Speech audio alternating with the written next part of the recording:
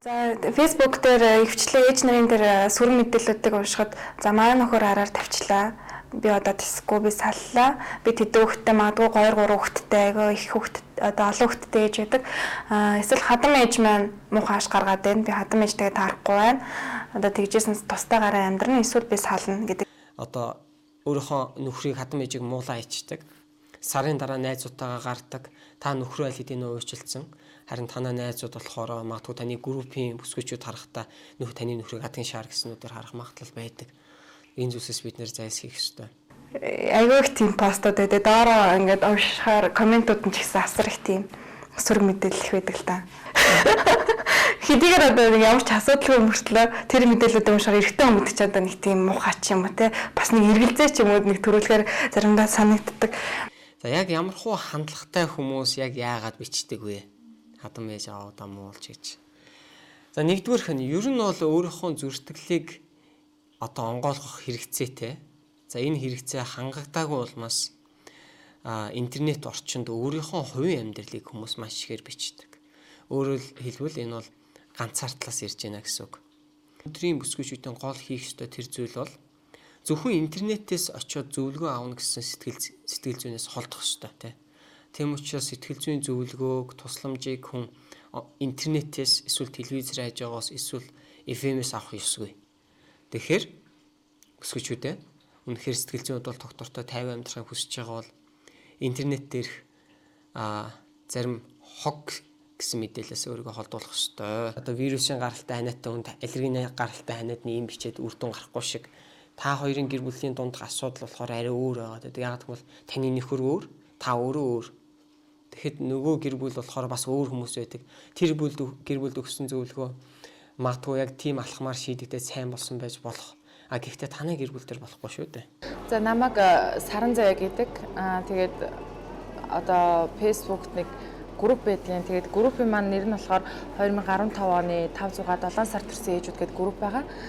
Тэгээд энэ групп нь яг ямар зорилготой яадаг гэдэг групп юм бэ гэхэлэр одоо хавар төрсэн ээжүүд маань нэгдээд одоо юу нь бол жирэмсэн байх үеэс нэгдэцгээгээд жирэмсний одоо эмэгтэй хүн тулгардаг асуудлууд болон сэтгэл зүйн хувьд ямар байх вэ? Одоо жишээ нь ямар витамин хэрэглэх үү? Ямар үзлэг шинжилгээ хийх үү гэх юм уу? Одоо иймэрхүү зүйлсээ хуваалцаж нэгэндээ тусалж дэмжиж явж байгаа. Яг нь жирэмсэн байх үеэсээ эхлээл бид нэр агаарт гараад уулзалтаа мэдээж гэртээ байгаа, ажилгүй байгаа, хамт олонгүй бас ганцаарддаг эсвэл янз бүрийн гэр бүлийн хувийн одоо асуудлаас болоод стресстдэг ч юм уу тиймэрхүү зүйлүүд аягүй хуваалцдаг. Гэхдээ миний хувьд болохоор ер нь эмэгтэй хүмүүс л эмэгтэй хүмүүсийг ойлгоно. Дээрээс нь эмэгтэй хүмүүс дундаа адилхан яг адилхан нөгөө нэг жирэмсний эмэгтэй хүн бие организмд явагддаг овуляцийг бүгдээрээ адилхан мэдрээд дээрээс нь төрснийхаа дараа ч гэсэндээ төрсний дараах сэтгэл готрол ч юм уу хямралынхаа үеийг ч гэсэндээ яг адилхан туулаад явж байгаа учраас нэгээ илүү ойлгодог болоо гэж бодоод идэгин. Хөхөр гээл тэгээл хадам ээж аав ч юм уу ганцаардж гэх юм уу. Тэгээ иймэрхүү асуудлуудаа ингээд ярилцах хүн ер нь бол хэцүү шүү дээ. Тэгээ бид нар чинь ээж аавдаа яриад ээж чадахгүй, найз нөхд болохоор дор дорын ажил амьдралаа хөөгөөд явцгаачсан. Тийм учраас тэр болгон бас жирэмсэн ч юм уу хүүхдээ араас гэртээ сууж байгаа найздаа цаг цав гаргаад ээж чадахгүй. Миний хувьд одоо айгүй олон найзуудтай олцсон. Тэгээ найзуудтайгаа баг бүр одоо юу гэдгийг найз гэж хэлэх дайны тийм хэмжээний айгүй дотн болсон гэсэн үг.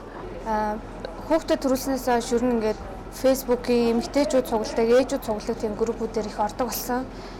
Тэгээд яг хуу тийм группүүд дээр зөндөө олон хүмүүс ингээд зөвлөгөө тэгээд өөр тохиолдсон болждгүй юмудаа ер нь бичдэг.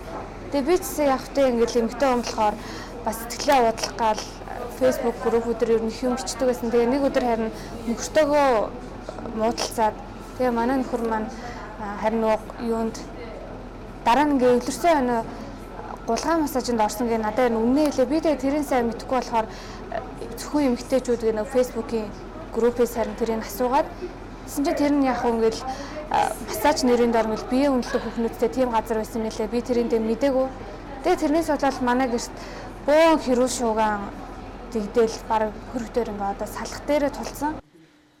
Өөрөөр хэлэх юм бол интернетээс за мөн түнчлэн найз нөхдөсөө өөрийн ээж аав хамаатан саднаас авсан зөвлөмжөөр яваад буруутсан хүмүүсийг бол хэдэн 10-аар тоологдохгүй их бий.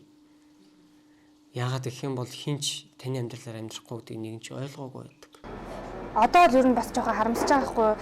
Тэр зөвхөн эмэгтэйчүүд гэдэг групп дээр би ингээд тэгж өөрийнхөө асуудлыг бичээд тэр хүмүүс бол бүгдээрээ л намайг ингээд салдээ танаа нөхөрчин чиний бараг араар чинь тавьсан гэж хэлж байгаа. Гэхдээ яг амьдрал дээрээ тэр хүмүүс ингээд тийм байдал над чиг байдалд орсон бол яах вэ гэдэг үүднээс тэр хүмүүсийн нэг нь ч тэгж пост бичээгүй, нэг нь ч надад тэгж зөвлөгөө өгөөгүй. Америкийн нэгдсэн улсын Массачусетийн их сургуулийн эмчнэр жирэмсэн эмэгтэйчүүдээс сэтгэл зүйн судалгаа авчээ. Судалгааны үр дүнд эмчнэр хүүхэд төрөх хүртэлх хугацаанд эмэгтэйчүүд сэтгэл готролд автах нь ихсдэг гэдгийг олж тогтоожээ. Төрсний дараах эхний сард эмэгтэй хүний амьдралд үр дүн нь хизээч байгаагүйгээр их өөрчлөлт ордог байна. Нийт эхчүүдийн 50-75% нь хүүхдээ төрүүлсний дараа ямар нэг хэмжээгээр сэтгэл готролд ордог байна. Амарцны дараа хэд хэдэн саруудад хүүхэд маш их анхаарал шаарддаг бөгөөд нэг нас хүрэхээс эхлээд харьцангуй гараас гарч завтай болох үед эсвэл гэртээ жил хагасаас дээш хүүхдээ харж байгаа хүмүүсийн хувьд маш их ганцаардаж нийгмийн идэвхтэй харилцааг өгвөл өөр нэгэн үйл ажиллагааг эрэлхийлж эхэлдэг. Гэртээ удаан хугацаагаар хүүхдээ харах ажилгүй байхад хүн идэвхгүй бодлогошрох, альва асуудлыг сөрөг амжилтгүй талыг түрүүнд олж хардаг байна. Инхэн сэтгэл зүйн хувь тайван бус байдлыг авчирч өөрийгөө айц завтуулдаг байна. Тиймээс Facebook орчинд эмэгтэйчүүд ээжүүдийг хамарсан групп сэтгэлээ хуваалцах гэсэн бүсгүйчүүдийн янз бүрийн зүйлс бичих нь олонтой. Гэхдээ өөрийн амьдралдаа олон түмэнд дэлгэлээгээд таны асуудал шийдэгдэх болов уу?